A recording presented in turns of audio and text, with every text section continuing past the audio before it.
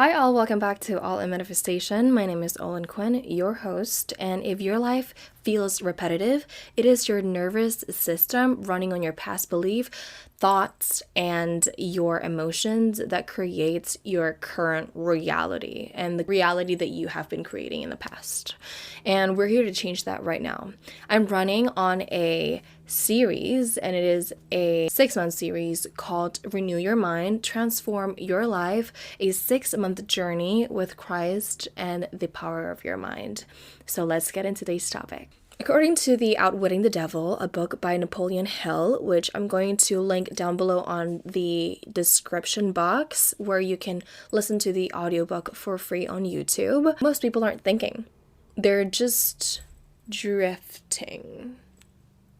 If you read the book, if you listen to the book, it all makes sense. You don't really have to read the book all the way through. The second chapter would absolutely blow your mind, and it's an interview between Napoleon Hill and the devil, and how it literally is controlling the world, the earth right now as we speak. Literally opened my mind and changed my perspective towards the devil and how I can not contribute to his doing. And my question is, what if the devil is not the red guy with the horns? What if it's your absolutely unconscious programming that you have been going through this past life, or your parents or your grandmothers, grandfathers, and absolutely just your ancestry, and you don't have the control of that, but now you have a control of right now in your life. I want to mention about the week 1 video or episode that you definitely don't want to miss. It is called Your Personality is Keeping You Broke and You're Not Stuck, You're Programmed. I really think that you should check that out. You don't want to miss that.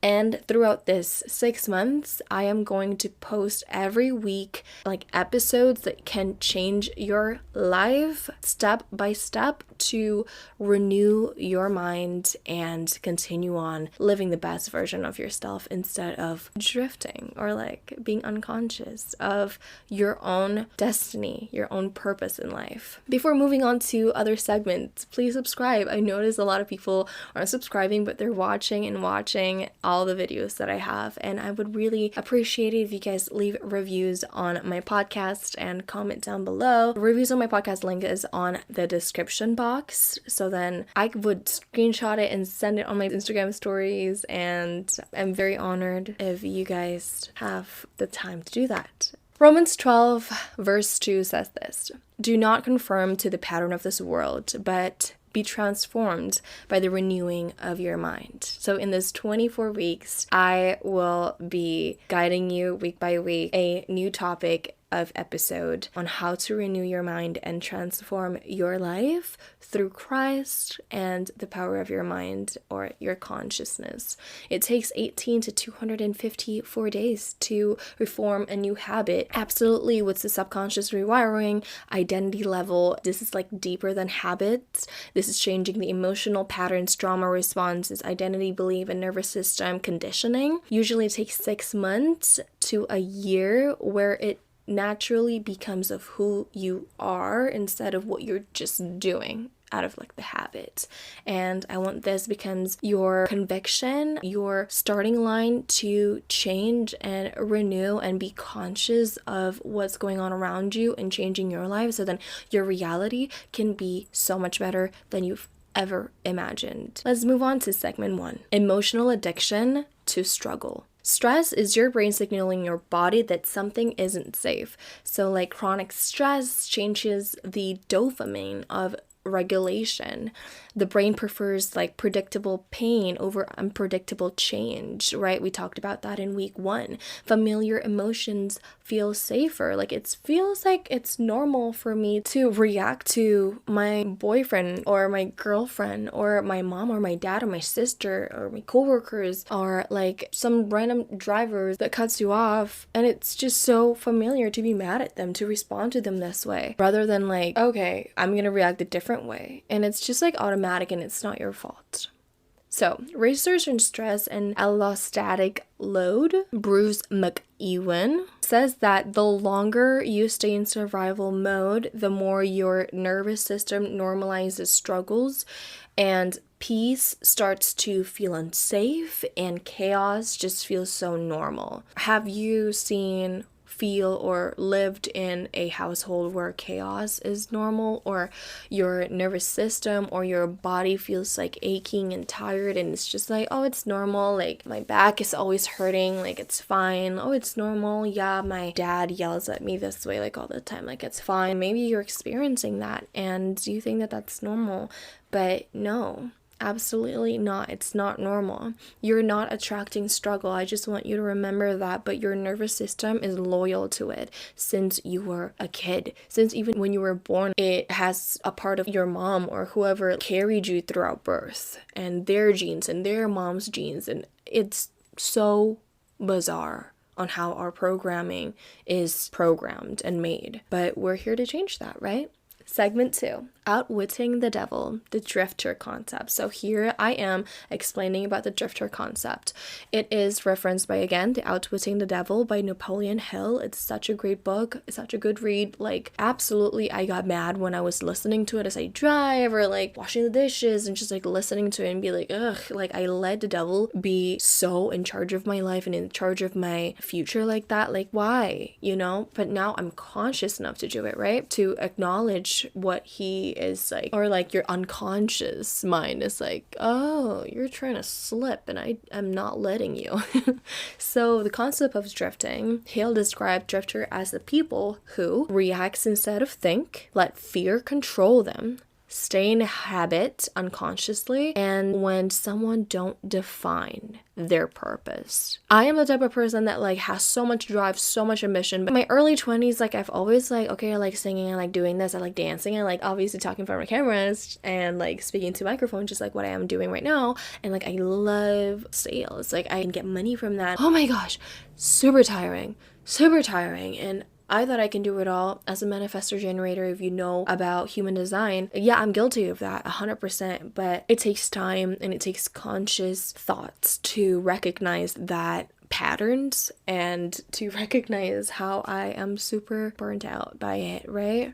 And knowing your purpose is like the most important thing, so then you can absolutely know the steps, aligned action that you needed to take, and your intention is super big, so then you can serve God by knowing your purpose and go and get your purpose. Drifting is like default mode network autopilot. When you don't consciously choose, your conditioning chooses how you react, how you feel about that person, or how you feel about the circumstances, how you feel about money, how you feel about spending, how you feel about like asking money of the work and the labor that you have already put out. Like recently I did a face painting job, and last year I charged this person like $100 for like 13 kids. I was like happy just to be there, you know what I mean? But now I'm like, no, it's this much. And they're like, wow, I did not notice that your price increases so much. Instead of me backing out and be like, sorry, let's just do 200. I feel like, yeah, no, I'm unapologetic. Like, this is how much I am making and this is how much I am like giving out. So I am learning also to just let it go and be like, well, if they don't book again, they don't have to. I have more and more abundance out there,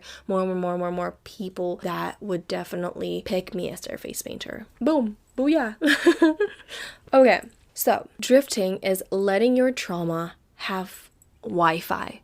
Like, it's okay, like I have trauma and let me just fuel it up. It's like letting your broken car that doesn't serve you anymore, you're giving gas to it. And you're like, well, I have so much gas, like I will go, but it might die soon in the 5 miles or whatever. So fear is a control mechanism, right? Hills says that the devil controls people through fear, indecision, doubt, and overthinking. It means that all of them are stress responses. Fear hijacks the prefrontal cortex, the decision center. It's just like, oh, I'm afraid that this is gonna happen. I'm afraid that this is gonna, I'm afraid that da-da-da.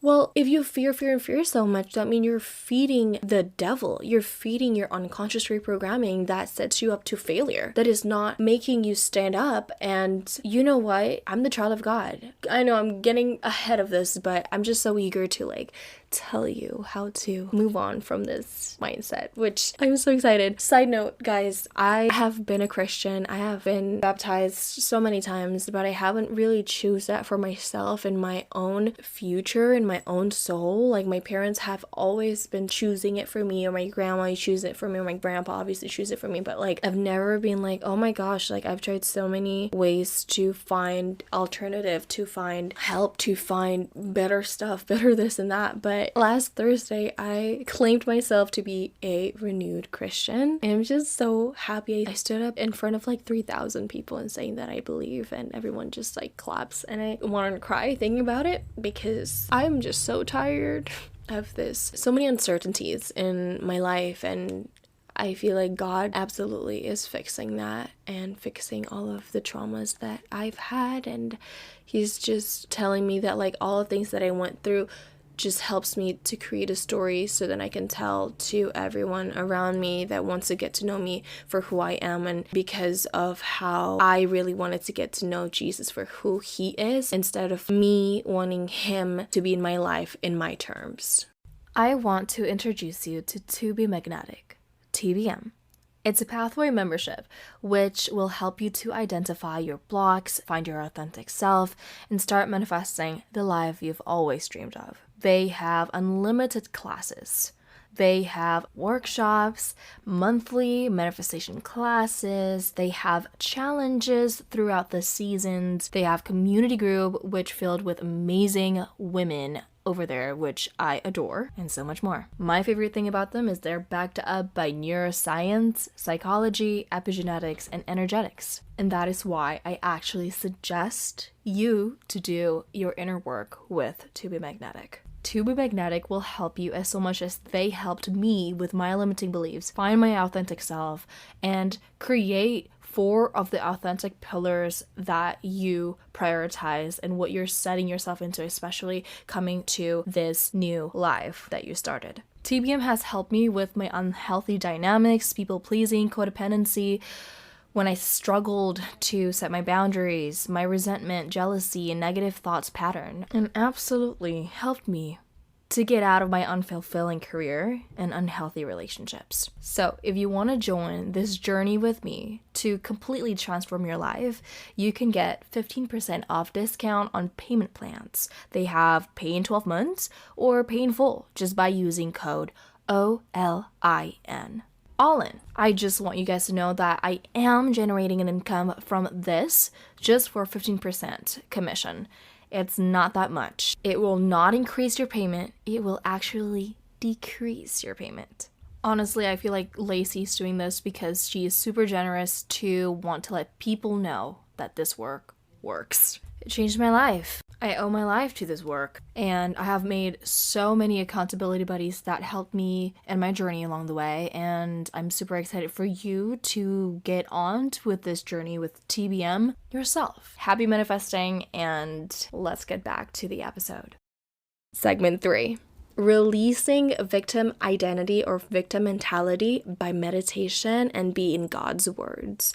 A victim identity is an identity fused with past pain. So Dr. Joe Dispenza says, your life is here right now, your present tense, like, and you want to create the future. And if you, so this is what he says. If you look at yourself right now, this is yourself that you created because your past self was thinking about the same things in the past. That's why it creates the same things right now, which is the past version of yourself's future. You get what I'm saying? Are you with me here? So if you want to change the future, you have to change how you think, feel, and decide. So then right now, if you think about the past, that means you're going to create the same future. So right now, you have to think about what you want to create in the future instead of believing in the things in the past. And it like blows my mind every single time. And whenever I think about my past, I'd be like, you know what? No, I have a new future. I have a new story that God is creating, that is starting. And I'm just like so excited. I am very emotional, if you guys can't tell, and welcome if you're new. So the identity is basically the mental group chat in your head that is always talking about you. So like the more you rehearse that like this happened to me, that happened to me, that means this about me. Me. And it's like the stronger the identity writing, it's because it's the more you rehearse like the me in the past story. There is a research on meditation reducing DMN activity. So DMN is default mode network in your brain that I can explain. DMN is active when the mind is daydreaming about the past, self-reflecting about the past, worrying about the past, or the future that hasn't even happened yet, and replaying the past scenarios. And obviously DMN can be changed just like that if you decided to. You can daydream about your future that you really wanted to live, like I'm gonna have a house in Maldives, I'm gonna like just live wherever I want, I'm like dreaming in the patio of my dream house. Like you can do that. That's a positive thing, and it regulates your emotion and your nervous system, right? But absolutely, there's a negative side of that too. So multiple neuroscience studies shows that meditations reduce activities in the default mode network. Take out pen and paper and just write down your positive DMN and your negative DMN and see how many of each do you frequently think about. And if you weren't conscious about your present self or your thoughts now, then you'll probably have higher chance that you have and the negative side of DMN. And meditation reduces activity in the default mode network. That's what the multiple neuroscience study shows. Especially during mindfulness and focused attention practices. That means less mental chatter, fewer automatic thought loops, a quieter inner story. So meditation can actually quiet down the part of your brain that often runs on autopilot. The same system involves in self-thinking, rumination, that like me thought. It'll quiet down and silence everything out because you're focusing on your breathing, your body, and your imaginative surroundings instead of like what you're seeing through your senses that translate the codes in your brain, what that means about you. You get this? Are you here? Are you still with me? Yes or no? Comment down below. So, on God's word, biblical meditation is not emptying your mind. It is filling your mind with God's truth.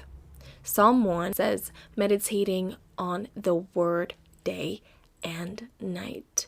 And when you sit in stillness and focus on his scripture, you interrupt the victim narrative. You shift from what happened to me to what God says about me. You decrease like self-obsession about, oh, it's me, like I'm just this, I'm just that, I'm la. But you increase God's awareness. Fix your mind on things above. That's what the Colossians 3 verse 2 says. Next is the identity shift, right? So victim identity would say, I am what happened to me. Oh, that happened to me. That means I'm this, right? But the kingdom identity says, I am who God says I am. I am his children.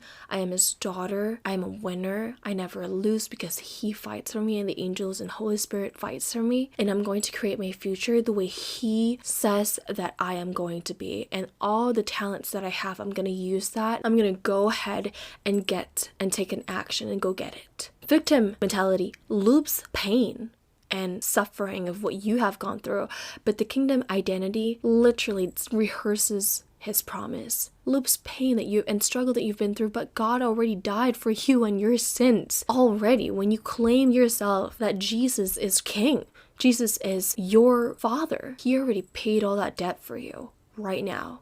I want to link here. This is the thumbnail. That one is really good video or episode because I don't have to try. I don't have to work. I don't have to work so hard to absolutely be worthy. I'm already worthy because God already made me worthy even before I was born. Like, it just definitely rewired my brain and changed my whole life, and it changed my whole identity and personality, and it's so fresh. And seeing when people are alike with me this is how I can tell I like myself now, is like I can see when other people are like talking about things that I talk about. It feels so good. It feels like a fresh breath of air. Like we're in the same level and we know that God is king.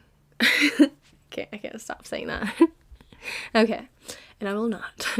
Here's the powerful part. When meditation quiets the self-referential network, it becomes easier to hear God's voice over your trauma narrative. Less of me, and more he said, he does, he claims upon my life. You're awakening your new neural pathways and you're weakening your old neural pathways. Segment 4, how to stop living from the past.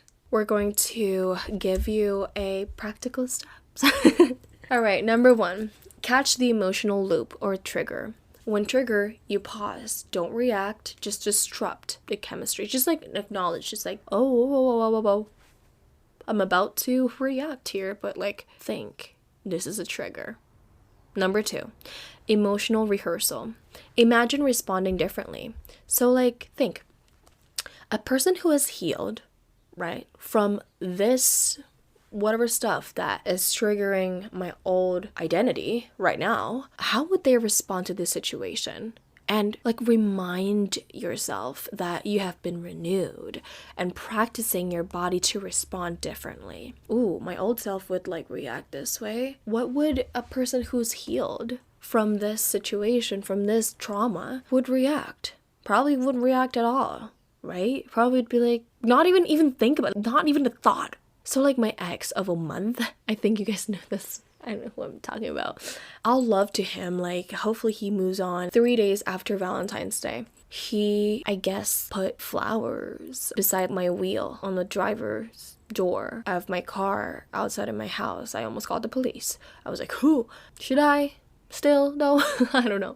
But like hopefully not. But if he would do that again and you watch this video, I will call police on you. That was creepy. I'm sorry. I'm not sorry. Yeah, he like drew a picture of us and then he used like the Lord's verse and all that stuff. Love is kind, love is this and that. And like, I mean, this is the guy who like got really angry by like a random person in the highway for no reason and would like curse them and do all that stuff. And obviously, what? In front of your girlfriend? It's just like, what? No way. So I broke up with him. And obviously there's so many more to that. But if I wasn't really that healed enough to be mature to be like, no, like this guy isn't for me, or like whatever, I would have just like unblocked him and would like, hey, how are you? I got the flowers that you received. No. I literally tossed the message, you know, he's like whatever notes to the trash, and I like put the flowers in my office just to like, oh, there's more flowers in my office because I bought all these flowers and grew out these flowers and grew out these plants, but there you go, another flower in there. Like, I don't care. I never unblocked him on anywhere. So yeah, I like recognizing that I'm healed. But yeah, I do not respond. There's not even a thought of him even before he sent me a flower. So I guess I'm healed. That's like just an example of how a person that's healed would respond instead of like responding from that old identity self. Number 3, decide to not drift, right? Outwitting the Devil by Napoleon says, definiteness of purpose breaks drifting. It means that intentional identity rewires the brain. The will has to be so big that you choose to respond differently. Like, do you want to change? That means your will has to like be so big. It has to be like bigger than the desire, the familiarity that you've had in the past. Like, it has to be bigger. That's why changing takes so much energy. That's what Dr. Joe Dispenza says. But with Jesus, nothing is bigger than him. Boom. Boom shakalaka. And number 4, regulate before you visualize your new response. And just continuing on doing that every time you get triggered. Let's say you have a thought about money, or like there's a situation where you have to like pay a lot of debt, or like, oh my gosh, there's like another bill come through. Like, I don't even know where this comes from. Breathe. There's a breathing exercise from Wim Hof. It's free on YouTube. Go walk in nature, or, just walk outside. Take an Epsom salt bath. Listen to the sounds surrounding you. Every single one of the sounds. Right now I'm hearing birds. I'm hearing cars. Be present and pray. Remember your goals and visualize as if God's already in the process. Because He is. He's working. Even though we're not seeing it, He's working. At all times, guys. At all times. I love you guys so much. Thank you guys so much for listening to this podcast episode.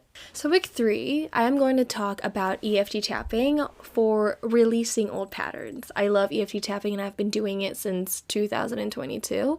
And I am going to be speaking through testimony and through the facts and how you can do it. And it's just one tool that I will be talking about next week that you don't want to miss, definitely. This is so easy and so easy to do. And I've gone through many breakthroughs through this method. EFT is emotional freedom technique, but I will talk about it next week, and I hope to see you there. Bye.